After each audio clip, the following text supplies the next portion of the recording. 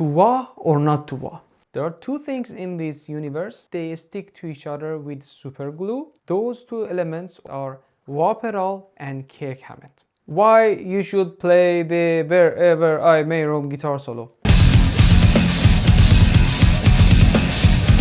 Hey everybody, it's Amir, welcome back to the channel. This guitar solo, Wherever I May Roam, it is one of the iconic guitar solos I've ever heard from Metallica. Not only from Metallica, but I mean through the rock and metal history records. It's really phenomenal. We want to discuss why, as a guitar player, it's worth to play this guitar solo, or let's say it's worth to cover this guitar solo. There are some elements like start. The start is really iconic. It's not like with a bend or with a slide with the specific repetitive tone like Stairway to Heaven, like the stuff like Hotel California or things like that. It starts really instant and it comes with a wah pedal. And I think this is one of the great guitar solos that Kirk Hammett played, and this is one of the great utilizing of wah pedal that he did in his way of playing. There are also other examples that they sound perfect with the wah pedal, but it's not exaggerated to me. It's not overplayed to me. It's really as it should be. So that is the one thing that you need to know, that okay, if you want to play this guitar solo, you need to have the wah pedal. And when I'm talking about playing with the wah pedal, not with the software, it's fun that you play something and do something with the softwares and plugins, but I mean, you need to feel it. You need to play it with a wah pedal to understand the feeling and the injection of the tone, at least at this certain point, at this stage. Right now we have lots of stuff that they can put it as well, but you need to have the wah pedal and you need to play it with the real wah pedal, not with the plugin stuff. So the start of this guitar solo is really good, and it's really exceptional compared to the other guitar solos I've ever heard. Exactly sharp and instant with the wah pedal, with one slide to the back. That is amazing, yeah? So afterwards, if you watch this video until here, please subscribe, like this content, and share this with your friends. What are the other things that makes this solo exceptional for today? Tapping. Those tappings are really nice. I mean, we heard them before, like in the One or like in a Crazy Train, as Kirk Hammett, he said himself. The tapping on the One is a sort of inspiration from Crazy Train intro guitar solo by Randy Rhoads. But those tappings are really nice in terms of the mode and scale. That is one of the special scales in my point of view. It's not bluesy or stuff like that. It's a sort of Phrygian melodic harmonic. So it fits to the, let's say, context of the song again. So after that start, we go to the tapping, and playing those tapping under wah pedal, it's way cooler than playing them without wah pedal in my point of view. If you watch this video until here, please put in the comment box that what should be the next guitar solo or the song we need to discuss about it. We have some leaks further on.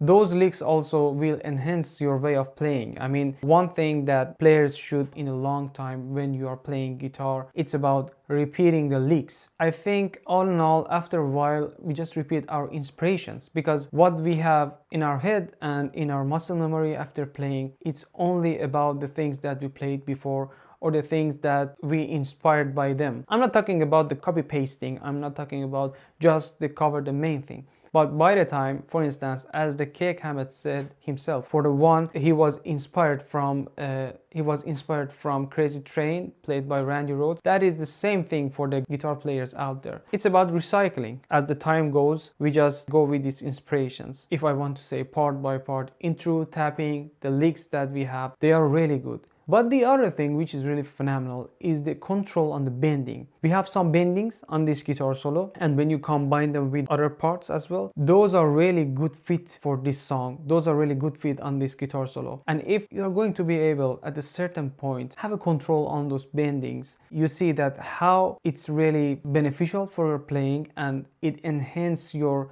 guitar playing by the time. I think I said this once for the Is This Love. I see some people, or I see some students, that they are playing the full solo, but when it goes to the bendings, it sounds really awkward, like I mean something like it seems that it's not part of this playing. So if I want to pick out one part, because you need to play it section by section on the slow tempo, by the time you need to raise the BPM, please focus on your bendings as well, as much as focus on your tapping, on your wah pedal technique, on the other techniques, because that is something bouncing out when I see people playing some guitar solo and in between they want to put some bendings or they want to put some bends, let's say. So be focused, put your time on your bendings. That is really crucial in your tone.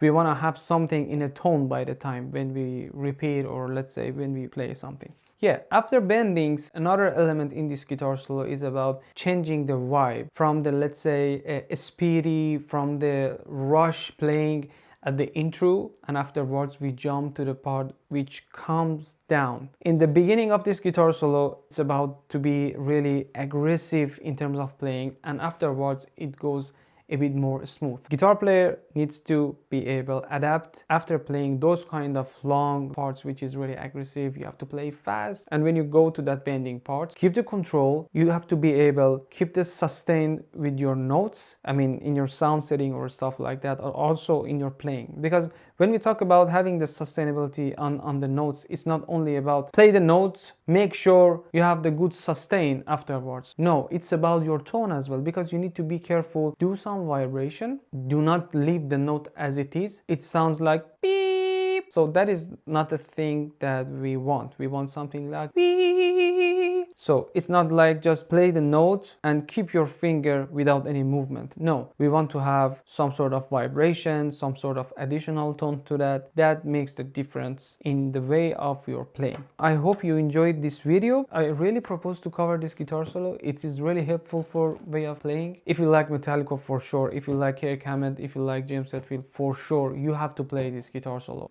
Just go through the details. Don't be fast, take your time. By the time you get a better grip out of the playing and you know better about the details, you know what I mean. Out of that, I hope this video was helpful for you. I play this guitar solo. Afterwards we have a sort of performance. I put the camera in a way that it's only my guitar, but under my feet I have the wah pedal. So I hope this video was useful for you, and don't forget to practice 10 minutes per day. Anything that you like, any guitar solo, any guitar riffs that you like. By the time it will be helpful for your playing. Take your time, have fun. Now let's